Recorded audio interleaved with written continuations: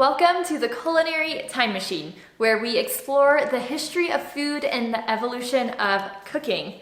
And today we are going to be talking about what factors led to the discovery, the invention of cooking. And I must admit, I'm not quite sure if I consider it an invention or a discovery. I think I'm leaning more towards discovery.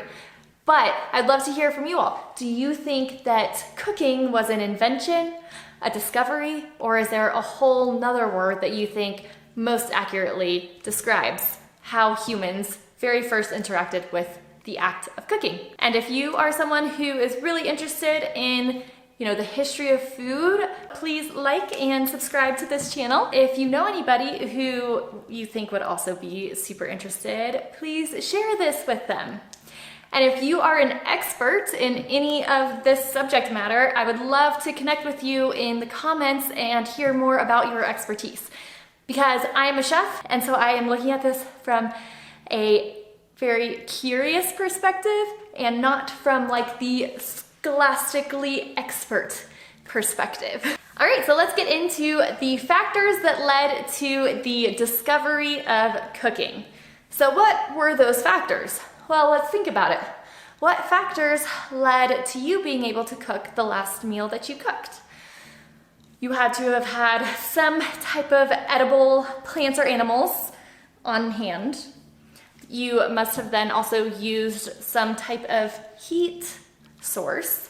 And I do say you need the heat source because we are talking about cooking. Now, food preparation more generally, that could include like putting together a raw salad, right? So washing and chopping veggies to put into a salad, I would consider that food prep, but not cooking. Cooking is the application of heat to a food to change characteristics of that food before consuming it. So the cooking and the heat part is pretty important. So you had some type of heat source, whether that was like a stove, an oven, a grill, etc. And then you probably used some type of tool or multiple tools in cooking, whether that was a saute pan, a stock pot, a sheet pan, maybe tongs or a spatula to move your hot food without burning your fingers. And you probably used a knife of some kind to dice or separate food without having to only use your teeth. And now you may have also used silverware, right? A fork and a knife, or just a fork or a spoon, or whatever it may be. So you have your available food, available edible something, a source of heat, and some tools of some type. Those are the same factors that led to the very original discovery of cooking.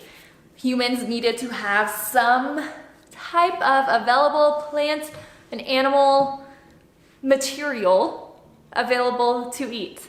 And now up until the point that humans were cooking, we were of course still eating, just everything was raw. Similarly to how you may, see animals in the wild eating. We may have been picking berries and eating them right off of the bush. We may have been trapping and hunting animals and eating the fresh flesh instead of cooking that before eating. Similarly with fish and shellfish, like seafood. So the first archaeological evidence of cooking comes from around 780,000 years ago. Now that does not necessarily mean that it never happened before that site that archaeologists have found to prove that it happened, right? It could have happened for thousands or even hundreds of thousands of years prior to that. There's no way to know for sure when the discovery happened. But if we think about the archaeological evidence happening at about 780,000 years before now, and we put that on our timeline that we talked about in the introduction of cooking a delicious pasta meal. The meal that we are making is a ragu sauce with slow cooked beef and we need to marinate that beef, and then we're gonna sear it, we're gonna saute some vegetables, slow cook that sauce. Once that's done cooking, then we're going to mix up some pasta dough. You gotta let that pasta dough rest, and then we're gonna form some ravioli and cook that fresh ravioli, and then we need to plate up our ravioli and sauce, and let's just, for the fun of it, add a little garnish of freshly grated Parmesan on top. Now this meal is going to take about 6 hours to prepare.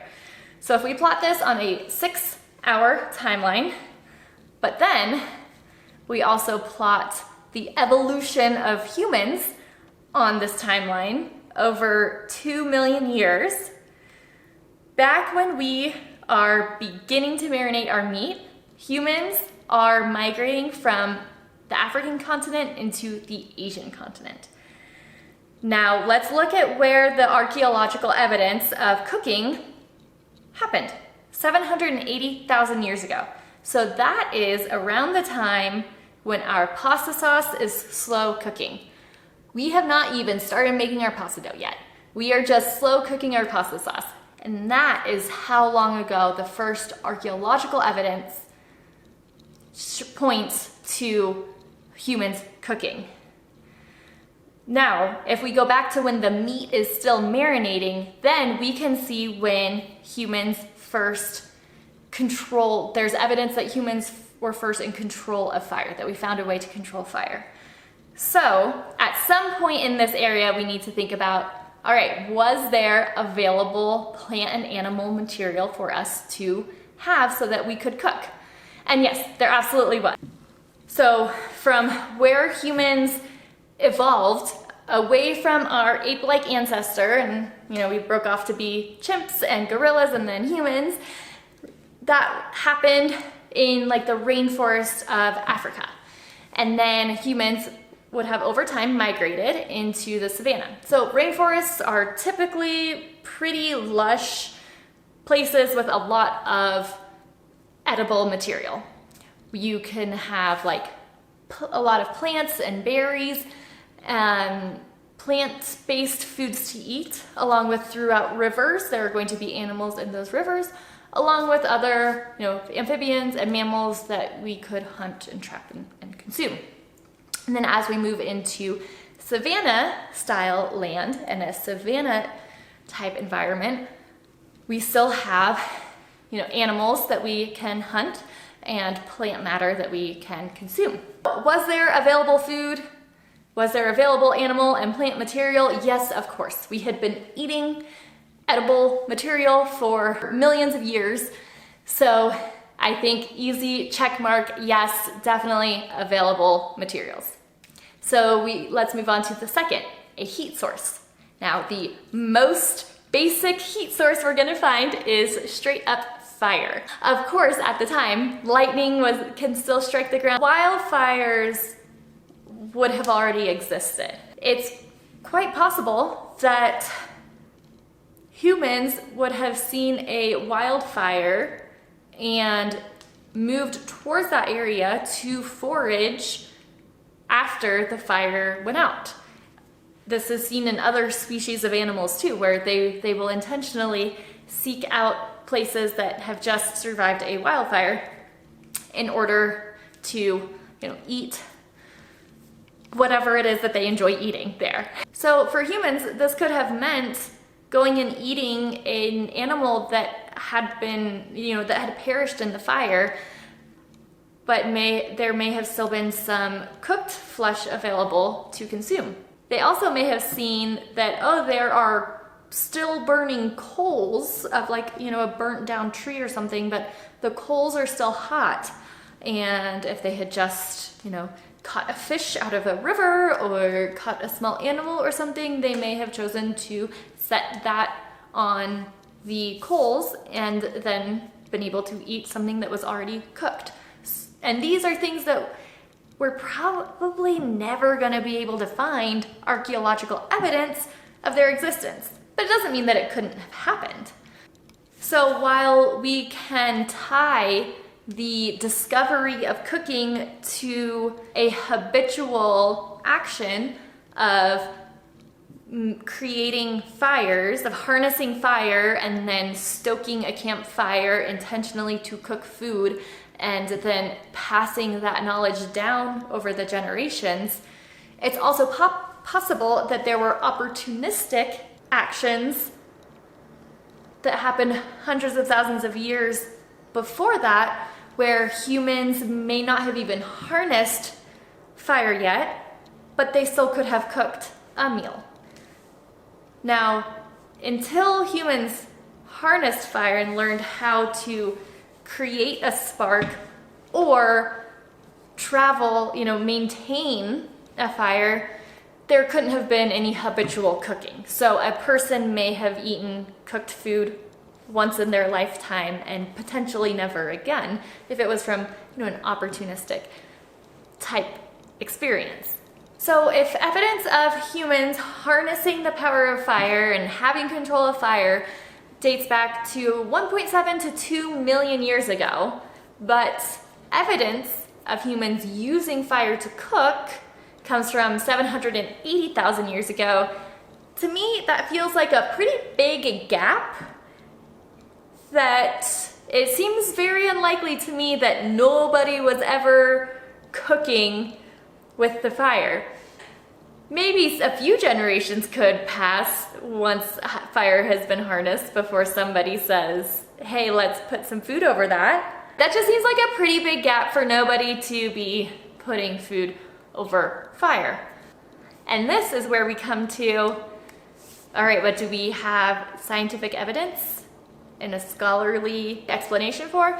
And what may our curiosity say, oh, could it be that people cooked for hundreds of generations, people cooked food for hundreds of generations before we actually have archaeological evidence of it? We have the plant and animal material, edible plant and animal material. We have fire, whether it is naturally occurring and you happen upon it, or it is something that you have been caring for and harnessing the power of. The last one we have are tools. And the first tools used in cooking may have been something as simple and rudimentary as like a stick, right? You could put uncooked flesh on a stick and rotate it over an open fire like a rotisserie. You may also use like a piece of bark, as we might use a spoon today, right? To kind of push food around or scoop up really hot food and let it cool a moment before you eat it. And those tools, it would be very difficult to find archaeological evidence of some of those things that can so easily be burned in that same fire that cooked the food, or potentially carried around and, wood rots, right? So it could very easily just be lost in time. Now, once we get to like cutting tools and the Stone Age, then we will be able to find the evidence of, right, arrowheads and rocks that are chipped down to be more like knives and those types of like sharp tools. And then we also can find pottery and baskets and different things that may have been used to hold food, potentially even help in food preservation. So the tools used for cooking are, to me, very fascinating. It's very interesting. It is the thing out of the three factors, that's the one that we may have the most archaeological evidence of existing. The three factors that led to the discovery of cooking, to humans' ability to cook, were edible plant and animal material, checkmark, fire, and being able to cook as a habitual action really does mean harnessing a fire and humans finding a way to control fire. All right, so check. And lastly is some type of tool to help us with that cooking, because as the food gets hot, it will burn our hand if we aren't using some kind of tool. And sticks and stones are going to be the most rudimentary, most likely the most basic tools to begin with. And I'm going to do a whole episode later on how cooking tools have evolved and changed over time, because there are so many different ones and it ties in with the culture and cooking techniques so closely. So I won't go any further than that in this video on it, in an attempt to make these a little more focused, shorter episodes, and we can just, create more that really dive into our interests. So I would love to hear from you. What are you most interested in learning more about? Please let me know in the comments what aspects of this history of food and cooking really speak to you, and what you want me to deep dive in. This first season of shows are going to be pretty high level, building a foundation so that we can go deeper in the future. So I would love to co-create with this show, so you all let me know what you're most interested in. That way I can really focus on tackling those topics first. So next time we are going to talk about the benefits that cooking food had on humans and the trajectory of human evolution and civilization. Thank you for joining me on this culinary time machine, and I look forward to chatting again soon.